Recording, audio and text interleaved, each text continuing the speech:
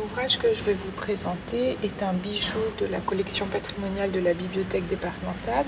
Il s'agit de la relation du voyage de Perse et des Indes orientales d'un auteur qui s'appelle Thomas Herbert, et c'est un ouvrage qui date de 1663. C'est un des premiers récits de voyage qui parle de la Réunion. Thomas Herbert était un Anglais qui avait été envoyé par le roi d'Angleterre pour naviguer sur les mers.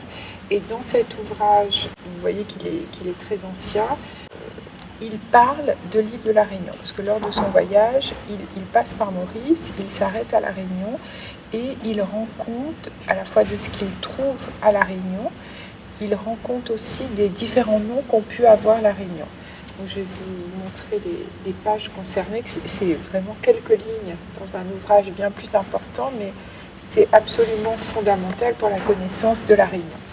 Donc pendant leur périple, ils s'arrêtent sur une île qu'ils appellent l'île de la forêt d'Angleterre. Pourquoi ? Parce que la Réunion est tellement verte, tellement touffue, qu'on lui avait donné par le passé le nom de l'île de la forêt d'Angleterre.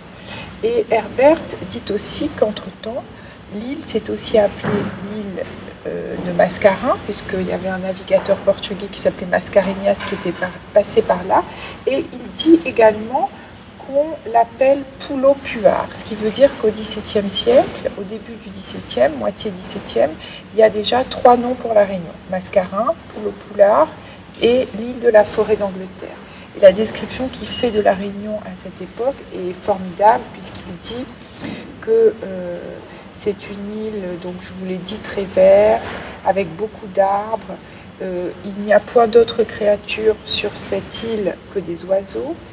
Et il parle de l'eau. Il dit que l'eau est en profusion sur l'île, qu'elle est fort bonne et en grande quantité.